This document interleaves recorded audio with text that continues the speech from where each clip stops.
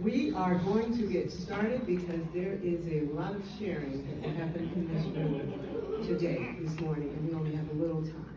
I'm Carla Scott, I'm the chair of this panel. I'd like to start by thanking, where's Tina Harris? This is the first vice president. It's our spotlight panel number 2. So thank you for your time and shout out to Brother Mark Orby for coordinating this. This is a much needed moment in the history of this organization and where we are, those of us sitting here. So what I'm going to do in the interest of time is ask the panelists to use their outdoor voice, because we only have one mic and we're trying to be efficient. Their outdoor voice to introduce themselves, and when you come up here and you have the mic, you can say your name again. Is that okay? Okay, so. Great morning, my name is Mark Orby. Morning. Good day, Maria Henao Ohms. Good morning, Mark Hobson, Chapman University. Good morning, Diane Forbes Berthoud. Hey y'all, Jasmine Austin, Texas State University. Hello, Donna Ballard, University of Texas at Austin. Karen Ashcraft, University of Colorado Boulder.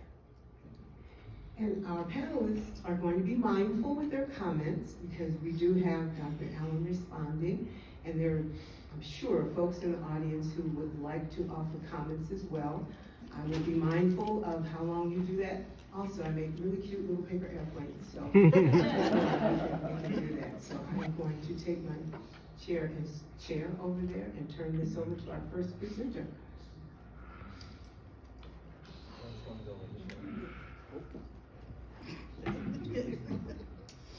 The title of my comments, Dr. Brenda J. Allen as Difference Maker Through Difference Matters in Critical Organizational Communication Research, Theory, and Servant-Based Mentorship.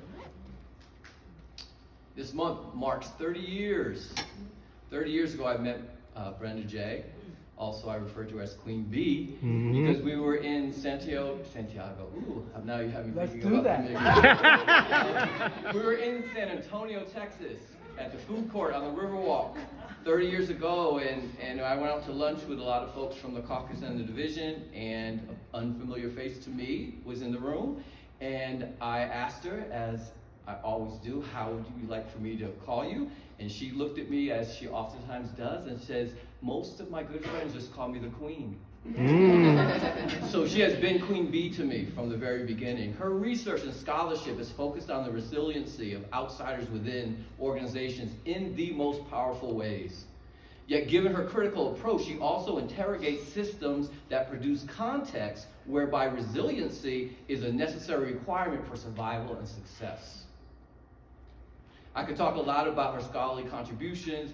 Most near and dear to me were our collaborations. Brenda J. doesn't just collaborate with anybody, so I feel really blessed in that regard. Our first major publication together was The Complexity of Our Tears. And to this day, that is one of my most proudful and humble moments in our academy. Then we focused on race matters in applied communication research. What you all probably don't know is many years ago, she and I and Lisa Flores sat at a bar in a hotel lobby in NCA, and as newly associate professors, we decided that there weren't enough full professors of color for us to actually ask to review our full professor credentials. Yep. So we made a plan to become editors, to join review boards, and to actually do the work to transform the division, in Brenda J's terms, to make a difference in the discipline. So we co-edited the Intercultural International Communication Annual for several years.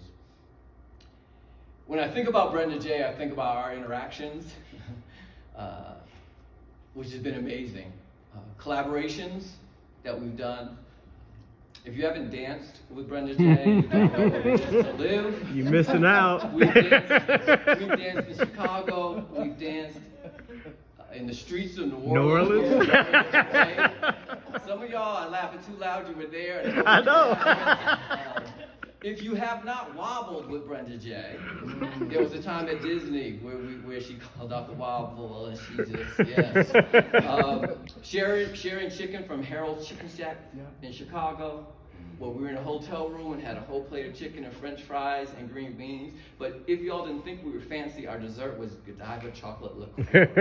Not liquor, liqueur. I also have lots of great memories of her with my family, answering my kids' riddles and jokes. She was one of the first that sent my grandchild a gift. Mm. When I think about the difference that she has made in our discipline, I think about what I do in my consulting life. I teach folks how to be culturally competent from a communication perspective. And I do that with medical healthcare practitioners. I do it sometimes with police officers, educators, etc. At the core of cultural competency from a communication perspective is being both effective and appropriate. But there are three outcomes.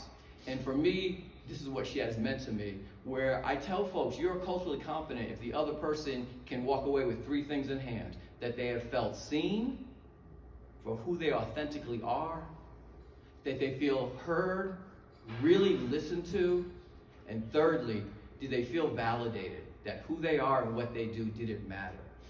That is what Brenda J has done for me for many, many years, not only at NCA, but throughout the year. So I ask you all, does her scholarship, does her teaching, does her servant-based leadership make you feel seen for who you are? Does it make you feel validated and valued? What you do and say matters? And does it make you feel heard, really listened to? That's what Difference Matters looks like. The biggest contribution of Dr. Allen, thank you, I was looking for you. The biggest contribution of Dr. Allen to our field and beyond, for me, is seen in her commitment to consistently show up authentically in her research, her teaching, and her service with an unmatched ethic of care for others. That authenticity has had and will continue to have an immeasurable effect on our field as others use her as an inspiring model for our work. I'll close with a snippet for something that she wrote in The Complexity of Our Tears that literally brought me to tears, and this is what she wrote. While writing a draft of a particular chapter, I felt frustrated because I could not figure out how to express a thought. Unexpectedly, a picture flashed in my mind of my mother, Thelma L. Allen, leaving home on a cold, icy night to work the 11 p.m. to 7 a.m. shift at the post office in a windowless building under the watchful eye of a ruthless supervisor. I recall several times when she resisted authority, oftentimes in defense of her children, whom she raised by herself. I thought also of Ella Josephine Baker, a black woman whose autobiography I just read. Her story fascinated, moved me, and inspired me. I paused for a few minutes to reflect upon these two black women's lives. Although tears blurred my sight, in my mind I saw clearly what to write. I wiped my eyes and I picked up my pen. From a renewed angle of wisdom and vision, I continue to record my ideas. Your story, Brenda J., as demonstrated in part by your contributions to the communication discipline, have fascinated, moved, and inspired countless individuals. You are now part of that trajectory of black women who are inspiring others. Because of you, we can wipe our tears, gain a new, renewed sense and angle of vision, and continue on.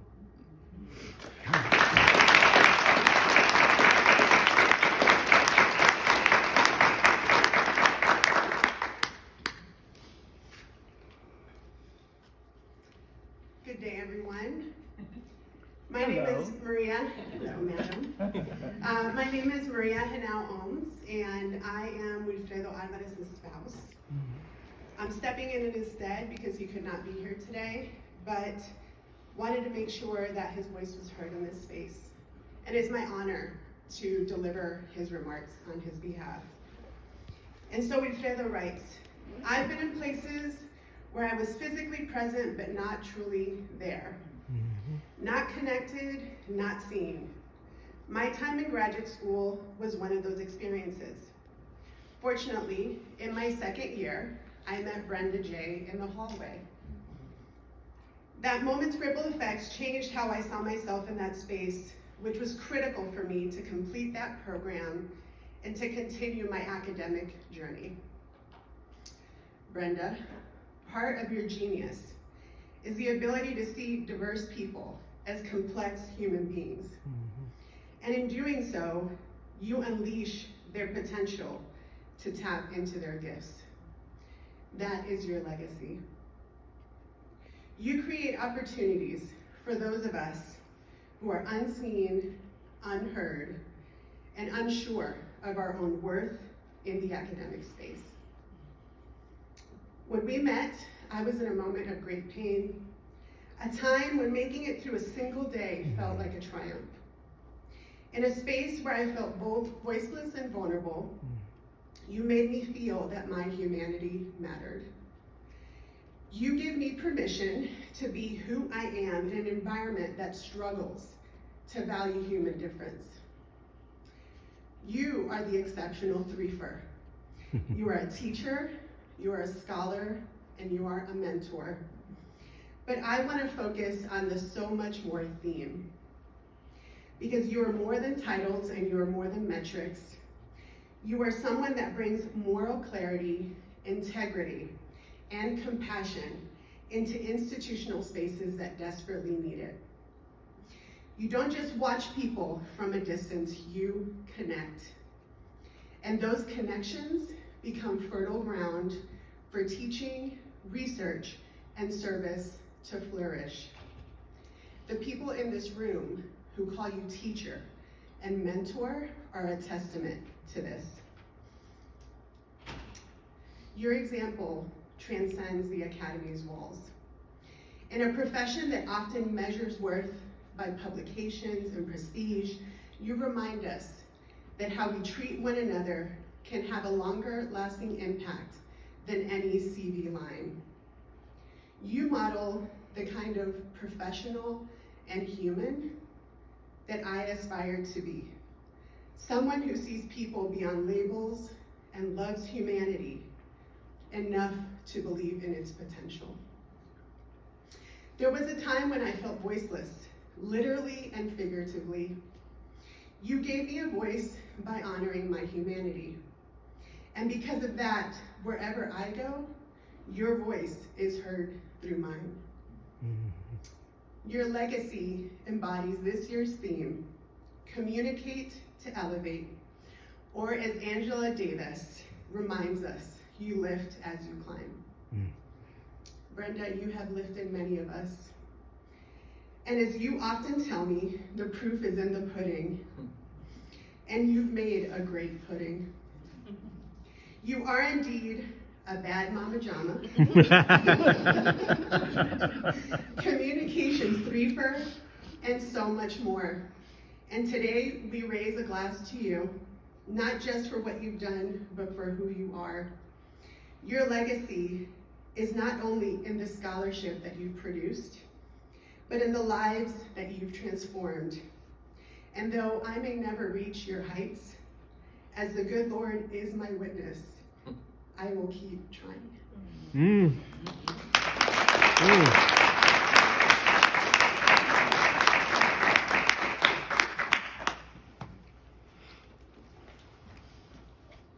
All right, so don't start my 6 minutes until I'm ready.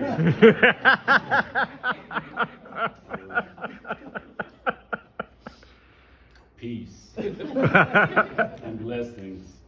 I want to first thank Dr. Mark Orby for this idea, this invitation, and certainly I want to thank these distinguished panelists for allowing me to sit among you all and for making this happen.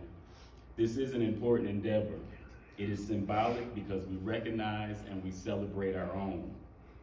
And if not us, then who? If not us, then we will find ourselves quietly but forcefully erased. The ancestors, trailblazers, warrior scholars that bring us here today are under threat of being banished and extinguished from today's curriculum. As such, the Spotlight panel was designated to celebrate and honor the legendary contributions of Dr. Brenda J. Allen. Thank you, Dr. Allen, Professor Emerita, Vice Chancellor, 30 years at University of Colorado, scholarship, teaching, mentorship, training. You're winning. Most certainly your wins are an inspiration to all of us. Blessings, no doubt. We thank you for igniting these accolades within us. Now my title, historicizing Dr. Brenda J. Allen's elevation, inspiration, and contribution to the communication discipline, recognizes Dr. Brenda J. Allen's contributions in general and to my own scholarship specifically. The title came to me moments after receiving the invitation, because to historicize means to concretize something or someone's contributions. In this case, our intent is to document, to note on record, our recognition and appreciation for Dr. Allen's attention to the field of communication, and more specifically, cultural and organizational issues within the field. Next, to historicize is about locating and analyzing the evidence of their scholarship. Beyond her many publications, awards, and institutional roles, I myself serve as evidence of her work. I am because we are Ubuntu. Last, to historicize is to carefully place one into the chapters of time in recognition and their continued impact on that time. Certainly, Dr. Allen's ideas have informed our ideas and those within our respective classes. And one day these ideas will be passed down from our students to their students. That's right. Therefore, it is important and vital that we historicize our Queen Mother. Give credit where credit is due, that we document the development and the progression of her scholarship, and we tell her story through our own stories for future generations to discover, build on, and extend. Indeed, when we say communicate to elevate, we're speaking something into existence, and we're literally talking about the next generation. Come on, Mark. In this way, we enact the Messiah greeting, and how are the children? Thinking back, I met Dr. Allen through her seminal essay, Black Womanhood and Feminist Standpoints. I was in this class taught by the good Dr. Orby. Dr. Orby says, I want you to replicate that, but insert your own experiences. Make a connection, make it real. Dr. Allen's essay explores race, gender, and laborious communication, locally and structurally.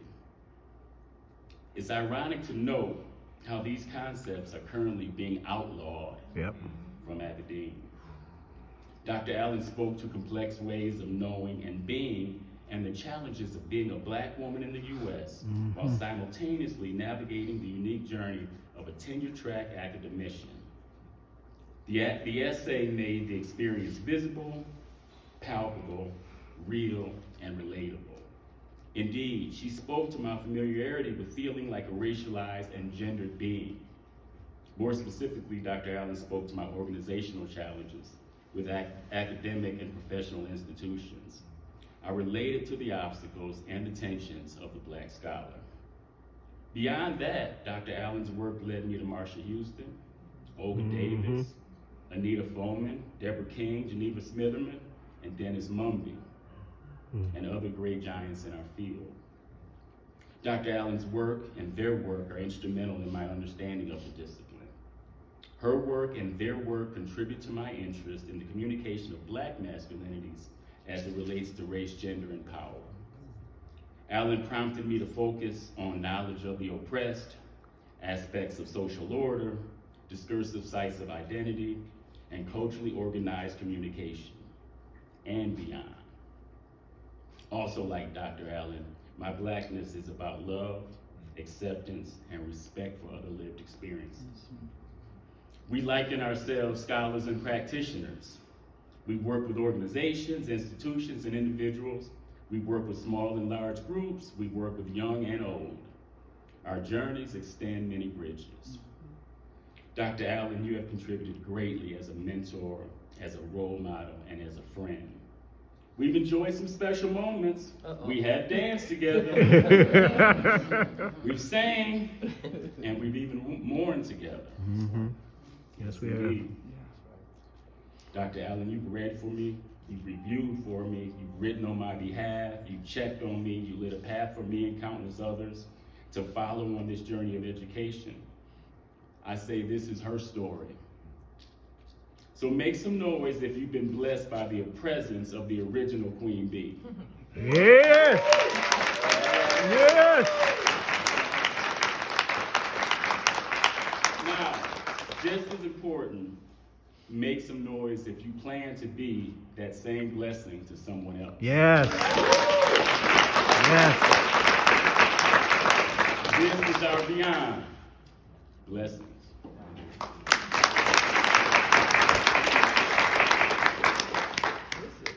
Feast.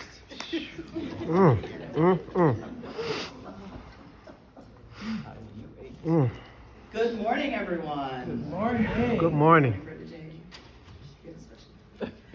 Legacy and leadership, elevating communication for liberation and transformation. About 25 years ago, the first things I published were reviewed and edited and accepted by Dr. Mark Orby and another by Dr. Ron Jackson. They both pointed me to the work of Brenda Allen, and they were able to engage and elevate that work for me in my own scholarship. Over the years, I had studied and cited Buzzanell, Ashcraft, Mumby, Dietz, among others, under the tutelage of Anne Nicotera, studying power, organizational systems, privilege, critical theory, and so on.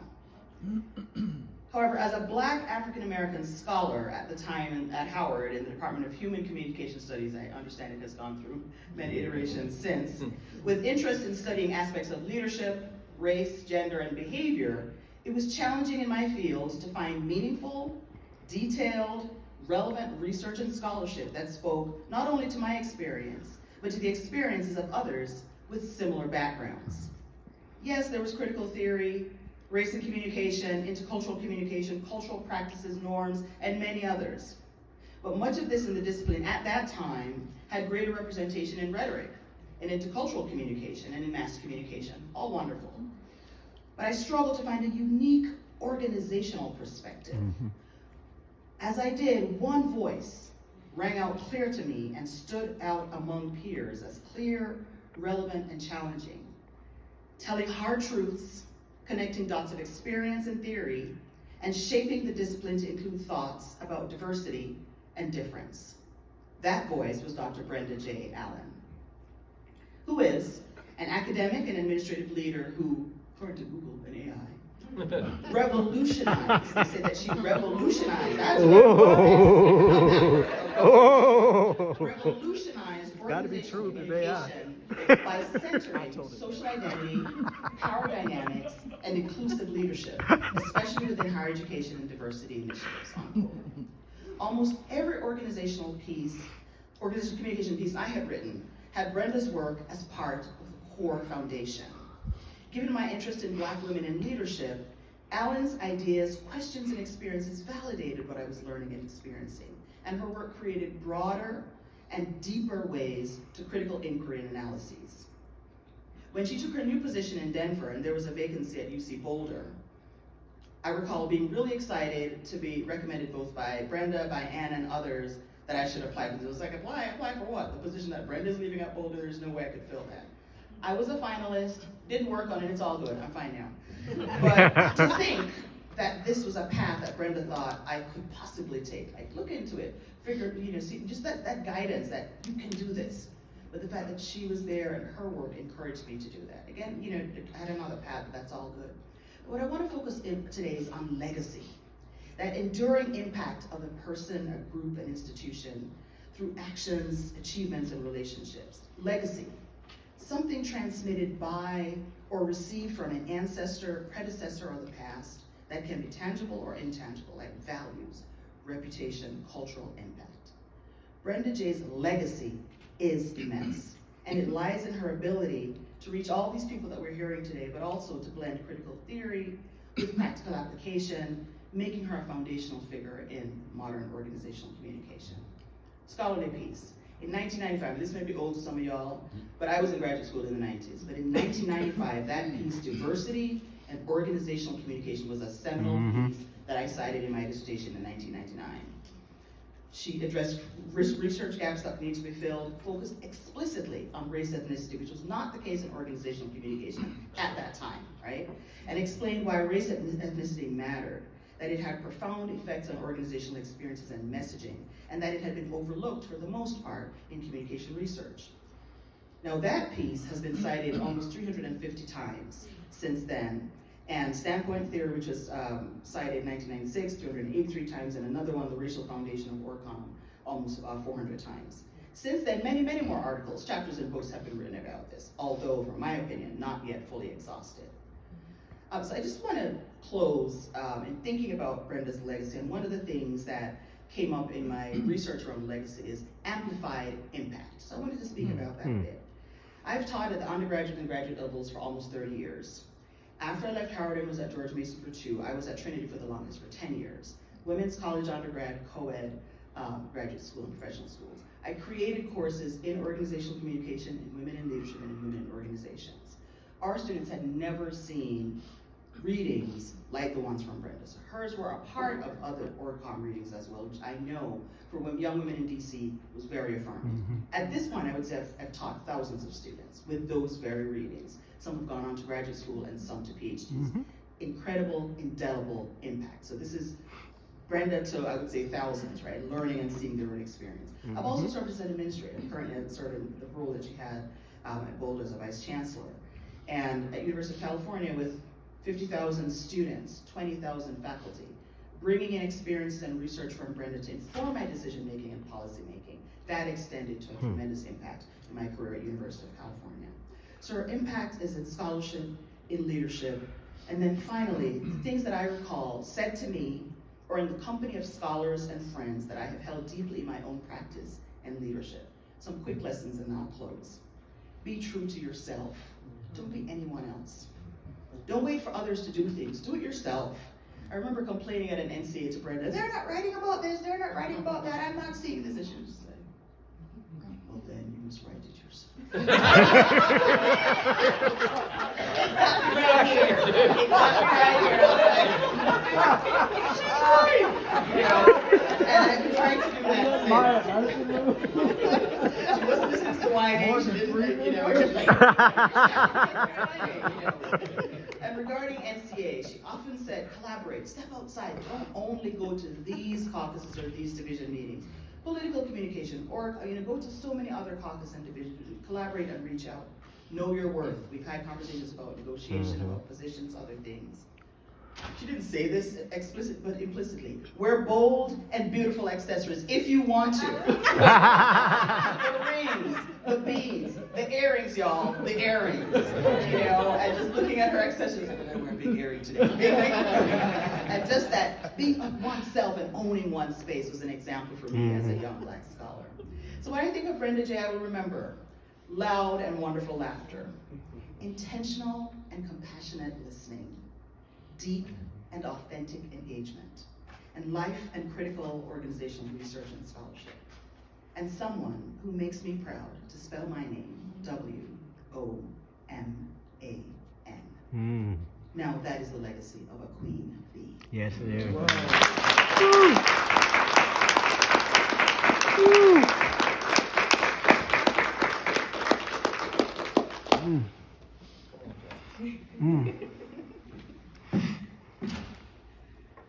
All right, I promise we did not plan to match. But if this is a sign I'm going to touch even half or a quarter of the hearts that you have, and I will take that and run with it. So we know this woman as Dr. Brenda J. Allen. Some of us know her as Brenda J. Queen Bee, but I call her the Beyonce of ORCOM.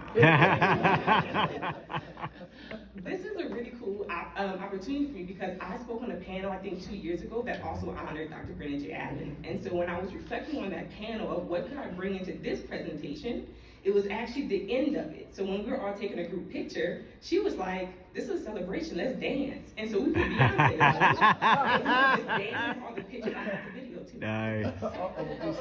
So I'm bringing that in here today because when most people hear the word audacity, they think of it as something bold. In some cases, too bold, right? Like the audacity of that person. But the word actually comes from the Latin audacious, meaning boldness, courage, and daring. And that's exactly what we're here to celebrate. Audacity in a good way, in the best way. And truly, no one embodies that kind of brilliance, confidence, and creative courage more than the Beyonce of organizational communication. So let's talk about 3 ways our Queen Bee embodied audacity in the best sense of the word. Her lemonade era.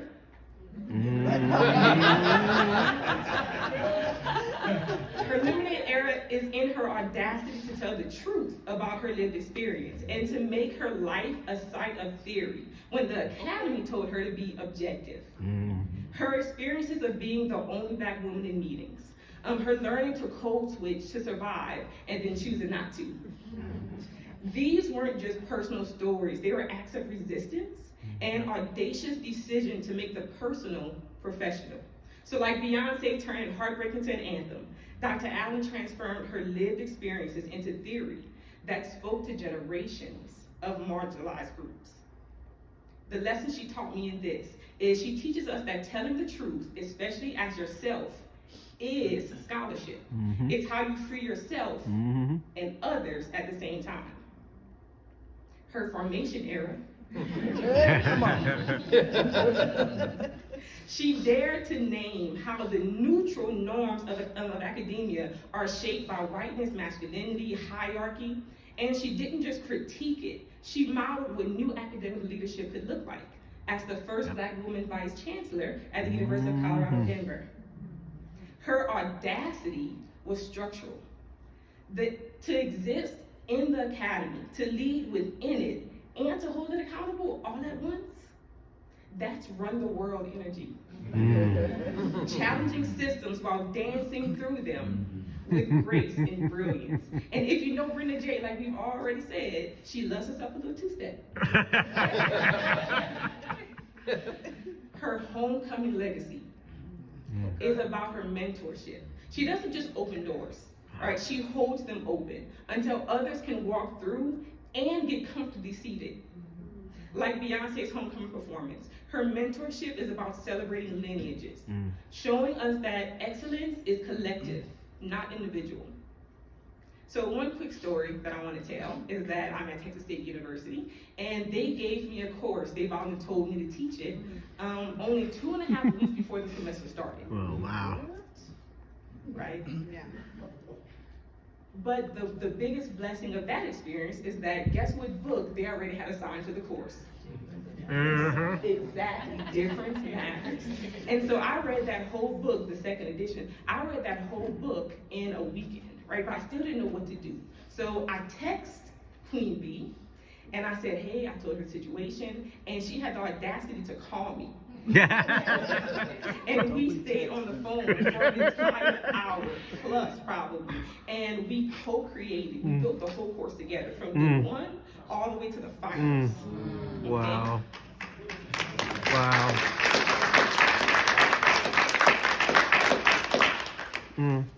Then she had the audacity to offer to attend the first class.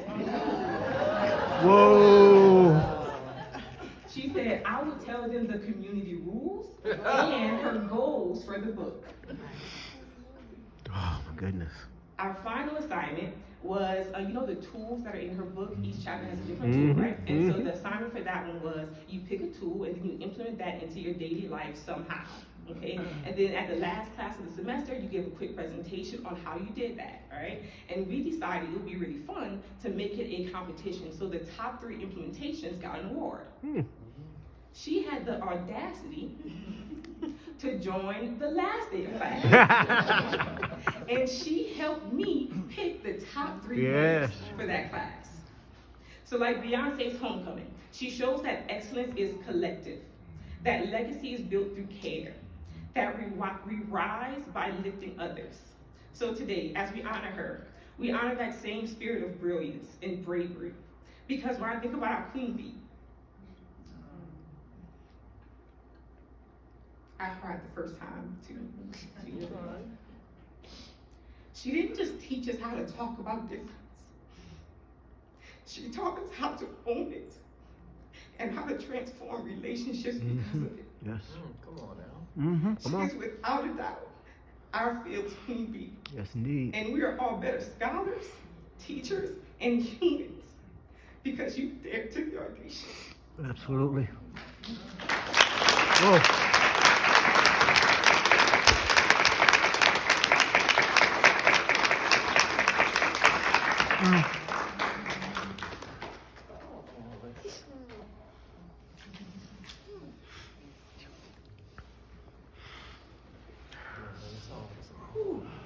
One more. Oh, it's different. So my title is The Brenda J. Allen, a force, I had to put a parentheses, I'm an academic, in the field. And we'll see if we can make that make sense. When Brenda J.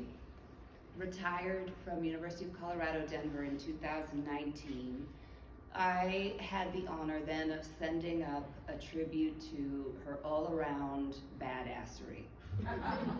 And I, at that time, as you may remember, focused on her singularity. And here's what I mean by that. Of course, as we've heard today, Brenda J. goes by many names, and they vary in relationship, context, right? I knew her, as apparently many of you did, as the Queen, the woman, the Dr. Brenda J. Allen. And what do you hear there? Across her many honorifics, most of them involve the definite article. Not a woman, a queen, singularity as in the. Say it with me. Anyone who's had direct contact with Brenda J. knows she is the, an original without copy. But I want to specify what kinds of direct contact I'm talking about, and I clearly share them with so many people. Maybe, like me, you've met her razor-sharp mind and open heart through her writing. Maybe you've been moved by her memorable way with words on the page or behind the podium. Maybe you've beheld her distinctive style and grace gliding through the conference hallways. Maybe you felt her vast presence and the way it utterly commands every room.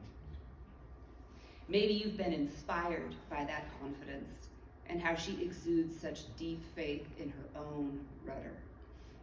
Maybe you've benefited from her radical curiosity and generosity, how she tirelessly gives her time, attention, and quite frankly, the benefit of the doubt when we don't deserve it. How she expands us with her unflinching commitment to the, does everybody know this? Complex, it's Brenda's gesture. Complex work of DEI. Maybe you too have enjoyed her delicious sense of humor and savored that full-throated laughter we heard about earlier. Maybe you have been lucky enough to bask in the warmth of intimate conversation with her. And these are just a few points of that direct contact by which I know that Brenda J. Allen is the. But it's been 6 years since I started reflecting on that singularity. And I decided, after countless celebratory panels like this in that 6 years, that we need to add an E, as in, we are here to celebrate and thank the Brenda J. Allen. I say that because Brenda J. is not just the definitive, but the honorable one, like a mysterious, otherworldly, celestial capacity. In other words, Brenda J., you're not just singular, you're like a divine force or a force of nature that shifts the entire field by existing. You are a knowing and loving presence so powerful that you don't actually have to make direct contact with it to be affected by it. Could be indirect. Maybe you just heard about her power and her insights. Or it could be no contact. In fact, just by joining the field, beginning to study culture and communication, organizational communication, you are touched by her force already, because it has been strong enough to alter the field itself and what is possible within it. That's right. And who is possible within it. There you go. There you go. Boiled down, I'm trying to make the claim that Dr. Brenda J. Allen is a force field. And that, I think, is the way I am coming to understand the fuller scope of her force in and on this field of communication studies. Now, it might sound a little bit like a physics of communication I'm trying to pull off here, but work with me. Let's try to imagine Brenda J. Allen as a gravitational field. Yes. Yes. Bringing gravity or weight and substance to what has been minimized, shifting centers of gravity and creating new ones, pulling kindred people toward one another to grow their mass. How about an electromagnetic field? Charging it up, fomenting energy, stimulating attraction and pull, generating vitality. We got more than a metaphor here. Yeah. Through direct contact with the field, Brenda J. Allen has transformed into a force field that persists in the fundamentally altered dynamics of communication studies as a discipline. Thousands of us, that may not be enough, tens of thousands, hundreds of thousands through your online courses and presence, have been blessed to make direct contact with thee, Brenda J. Allen, and you have changed our lives. As should be obvious by now, we cannot thank you, honor you, celebrate you, and your enormous contributions enough. In fact, we don't want to stop. No, we don't. And we don't have any plans to do that soon. But even those who have only heard the legend, as well as those who may not, will feel your lasting I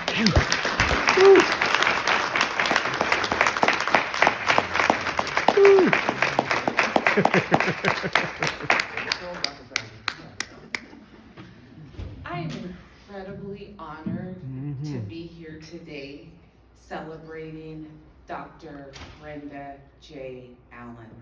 Thank you for organizing this, Mark, and thank you for thinking me. So incredibly honored. So my vantage point for this celebration is as mentee, is as a roommate at NCA for a really long time, collaborator, and 30-year friend in February. I realized we met at a WNCA in a lobby in Pasadena. California. Yes, in 1996. It's like it has been 30 years Wow. that I have been so fortunate as to have you in my life. So yes, I have multiple vantage points on this. And I just want to say from those vantage points, it's rare to find a scholar who authors agenda-setting, groundbreaking research, revolutionary research on a topic where they're actually good, where they actually excel at that thing. For so many people, it's aspirational. I once met someone who studies love and was probably the least loving. You know, like, oh my goodness. So I just want for those who do That's not funny. know her to be clear, this is not aspirational. This is lived, this is embodied. As inclusivity and as honoring how differences matter goes, there's none better than Brenda J. As some data, I want to say, I want to share, we did not crowdsource or collaborate on the titles for this, but were you all just in awe when you saw them all come together? The level of consistency was remarkable. Yep. So a cursory thematic analysis of this. Oh, okay. It shows that when we think of Brenda independently, so that's a high level of inter-rater reliability. All right. We think of Brenda, there are at least two remarkably consistent and interrelated reactions that come up.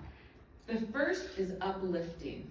And I'm so glad that you went with the physics metaphor, because this is a high vibrational human being that you get to witness. And I mean that at another level, in another atmosphere.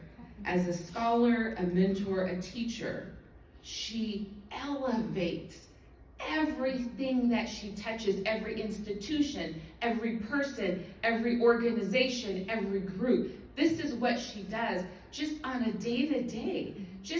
When I met her, I was just a master's student coming to talk to her, and the seriousness, she just lives this. Like, she takes it at another level. So you heard elevation and elevating and difference making, right? Here's all the uplifting.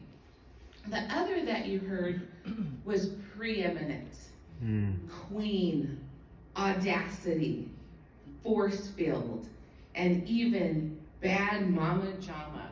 I was like Jamma, bad mama jama. In fact, I thought it was generational at first, because I thought, okay, we got a little Queen Latifah, a little Beyonce, but I was like, oh wow, this is going back, so this is fantastic. And I argue that her preeminence derives from the way that she uplifts others through inclusion as a scholar, teacher, mentor, person. As some more evidence of this rare intersection of theory and praxis that I learned from Brenda, that she reinforced, and something that is often lost in the business of scholarship, in the business of anything, right? So often the work gets put above everything else. And one thing that is always central, and you will always come away with Brenda J. Allen, is that the people that we are, and the people that we study, all of that matters so much more than anything we can produce. It's never about ego with her. It's never about what I've done. It is about the people. Or put differently, the people that we are and that others are is what we produce. And so we are ever eternally grateful for her scholarship, but we are better for her praxis.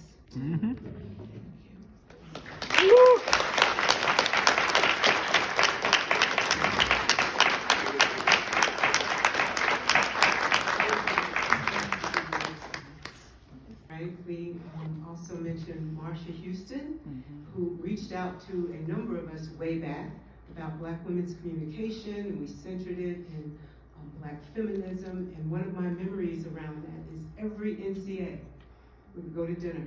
Marcia Houston, Olga Davis, and Brenda Allen and I. And somehow it became known as the Diva Dinner, because we were Olga, and it had to be the Diva, but they were never quiet dinners, no matter where we were. And we went to some maybe like 3-star, but we were the Black women over in the corner having ball. Oh, yeah.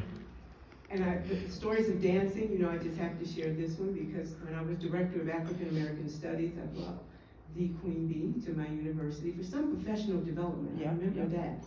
And after it had a grant, and I brought you several times. But I remember the one after your official professional development, we had the requisite meet and greet with administrators and pilot folks. And then we went back to the African American Studies office, where Miss Dana had ordered food from the local folks from the north side of St. Louis, and music was playing, and you were so gracious with the students. The students who had read your books, and they were like, "This is Dr. Allen," and the new dance was the wobble. And I love that you continue to wobble. And I love that you always give us credit whenever someone says you wobbled in my presence. Well, I learned it there. And I was just, again, so it's a core memory for me, and also the way the students, you interacted with those students, and I know for so many of those students, they still continue to talk about that music and what it meant for you to be there, and also the wobble.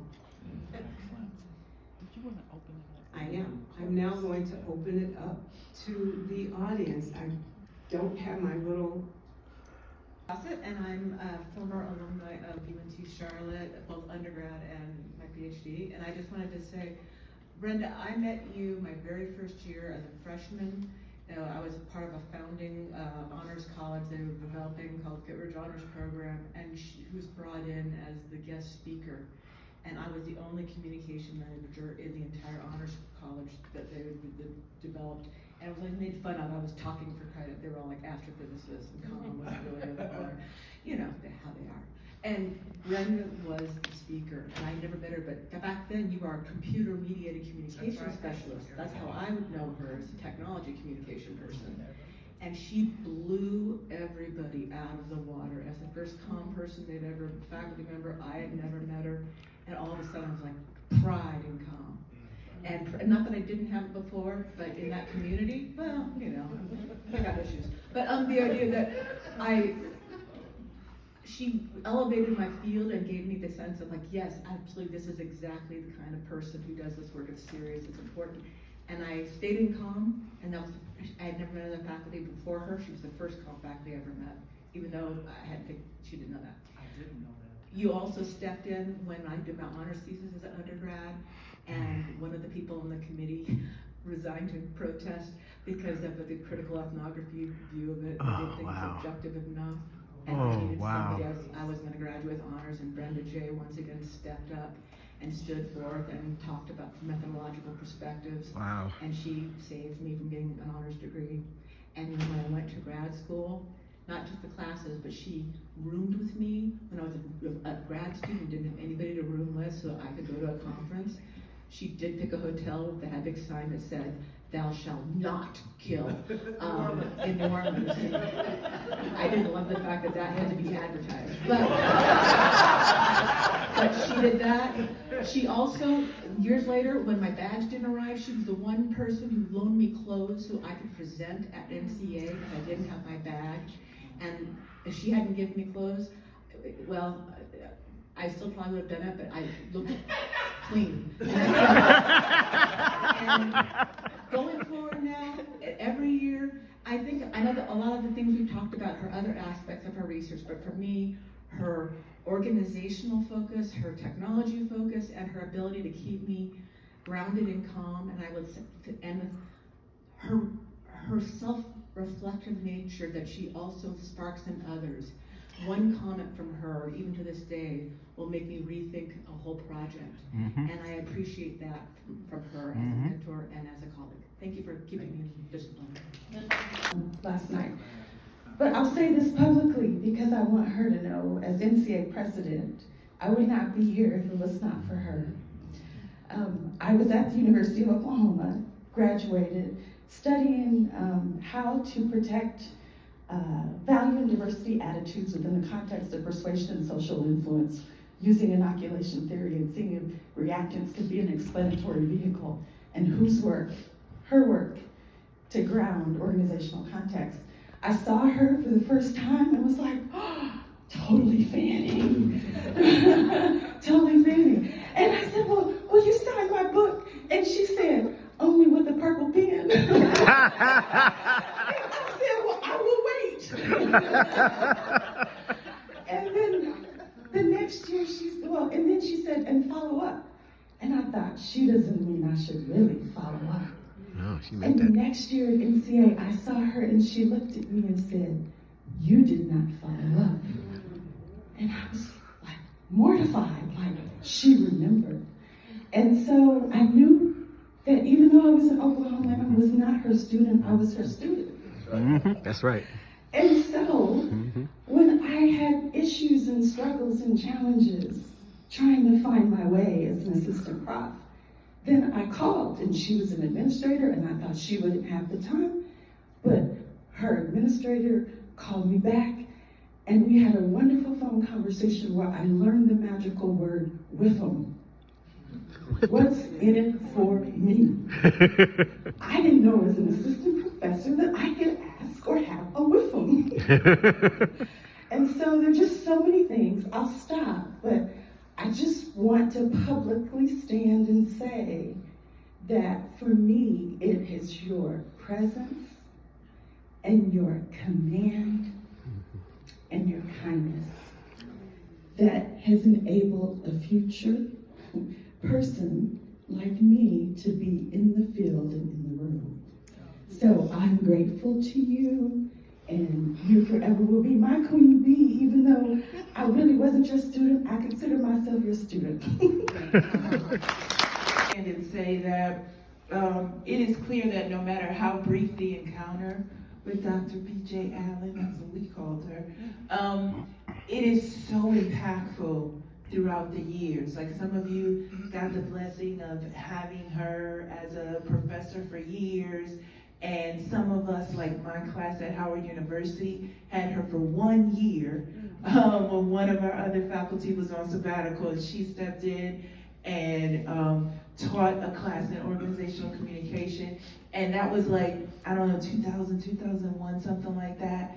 And it's just been this years-long admiration and mentorship. Like she just doesn't, it's not one and done. Like she just continues to be there for you and assist you no matter how brief of a time that you had her. And I remember us talking like, man, I wish she would just come here full time. Like, why can't she just, but she had to go back to where she was, and for the blessing of those folks, but the way that she blessed us at Howard for that 1 year, and the way we continue to just kind of follow her around whenever we see her at conferences just speaks volumes about how she gives, right? And that South African word like Ubuntu, and that idea of just leading with love and compassion and humanity, like she exudes that.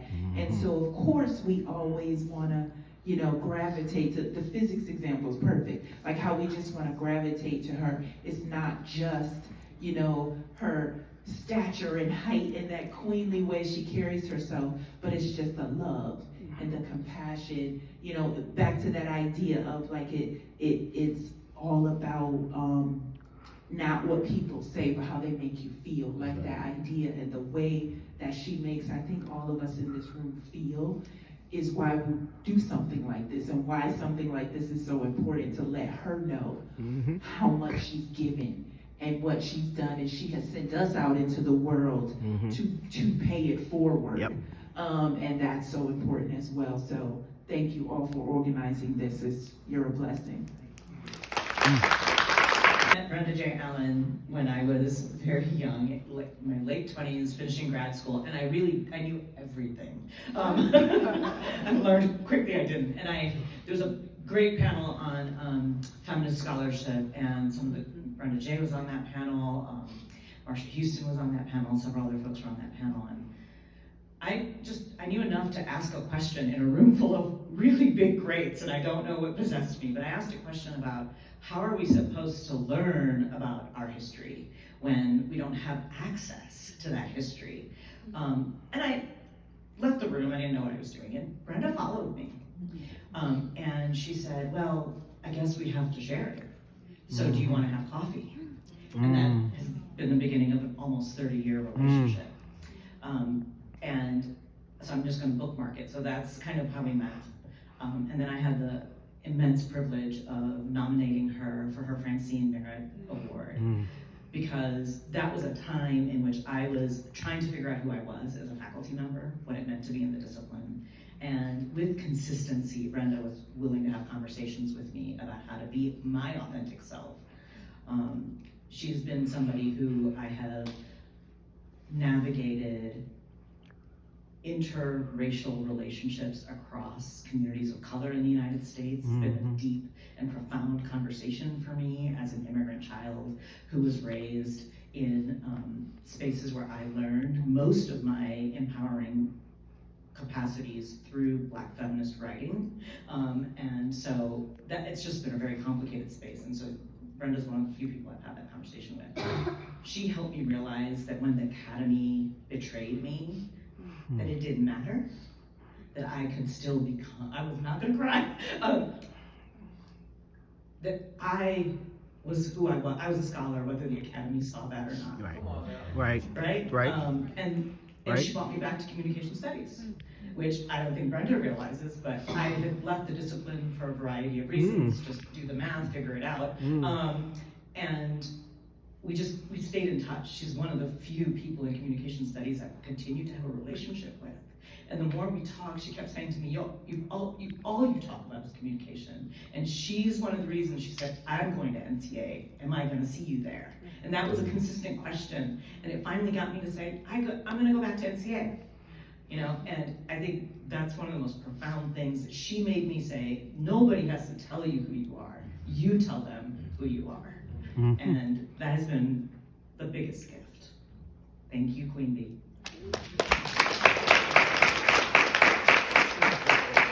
I'm not sure many of you know, hopefully all of you know, but out of NCA's 4 elected officers, 3 of us are Black women. The immediate past president, me, Janetta Sims, who just spoke, who is the president, and our second vice president, Tina Harris. It takes first. First, yes. I can't keep up. I'm bad in a month.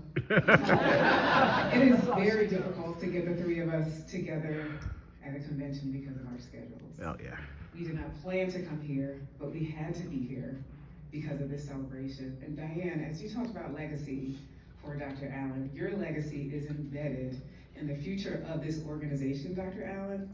Well, I'm saying, Diane, you in your presentation discussed a legacy. That was the theme. You guys are sitting right next to each other. You talked about Dr. Allen's legacy in your presentation. And Dr. Allen, your legacy is so embedded in this organization. Oh, yeah. Not just through scholarship, not just through mentorship, but in the very future of NCA. The fact that you have 3 Black women who attribute much of their success to what you have done. Yes. I hope that you get an opportunity to just sit with this and understand that NCA is what it is and will continue to grow and be accepting and loving to people, both formally and informally, because of your influence. Yes. Directly. Come on. Thank you, Queen Bee.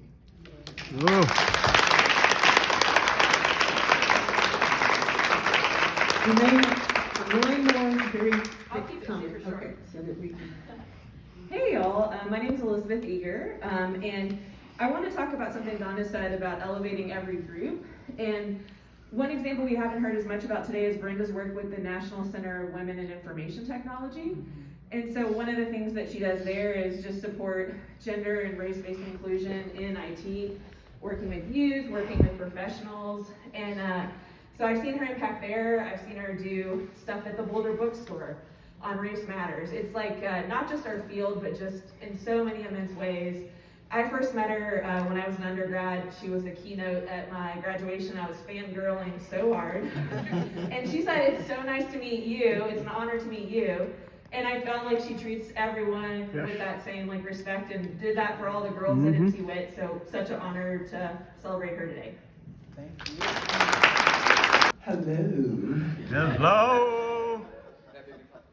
So, first of all, this panel was fire. Yes.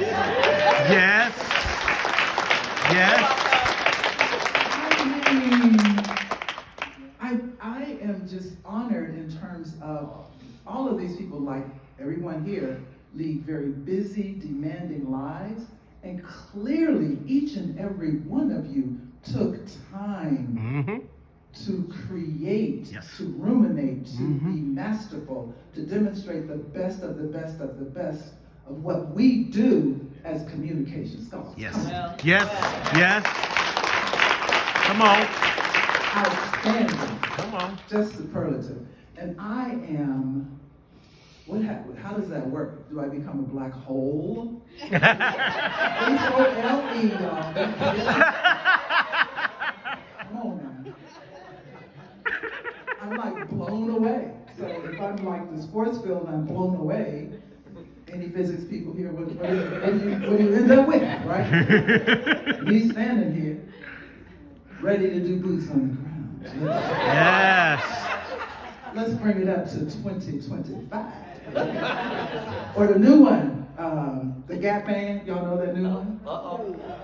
Gap Band got a new one? So you got to get up early. Oh, the one. Oh, yeah. Y'all haven't seen that? Catch up. Man, all jokes and levity aside, I could not be more honored, grateful, reflective. As I'm going into 2026, I'm thinking about part 2 of retirement. And what I'm considering is full circle. So I got recruited, it was alluded to, I got recruited to CU Boulder in 1989 from Howard University, where I was a non-traditional old student getting a doctoral degree across time, because I was teaching as an adjunct. My mama didn't raise no fools. As a result of being full-time an adjunct, I could get a remission of tuition. I got my master's there, so across 7 years I did the coursework. And was doing my dissertation at PBS's corporate headquarters as an organizational communication scholar on a new tool they were using to communicate across the organization known as, wait for it, electronic mail. So I got recruited to be a CMC scholar. Got to CU Boulder, they mistook me appropriately for a scholar interested in power and identity, especially race and gender. And so I was like, as I came up for tenure, being a novice, not understanding how things work, I said, well, I'm gonna change to that. It was like, no, you can't do that. It's like, I'm doing it.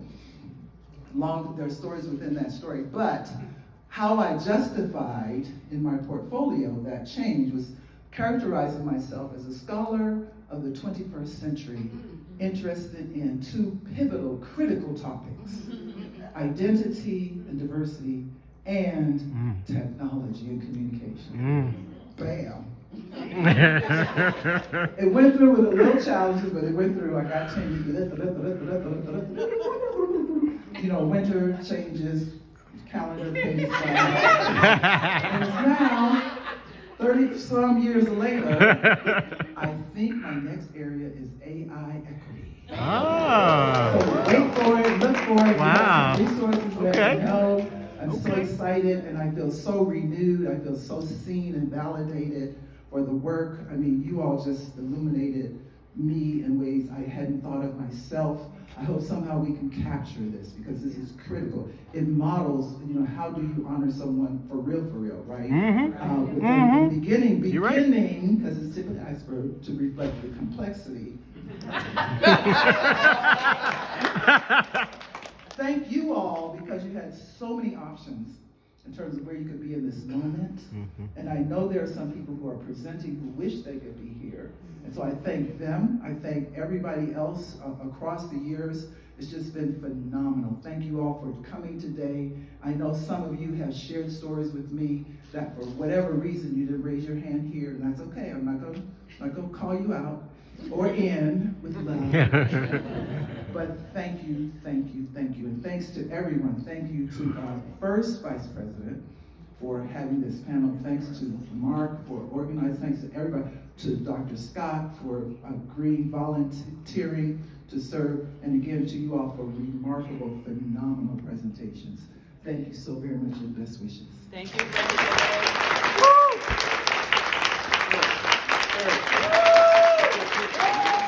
I'm videoing.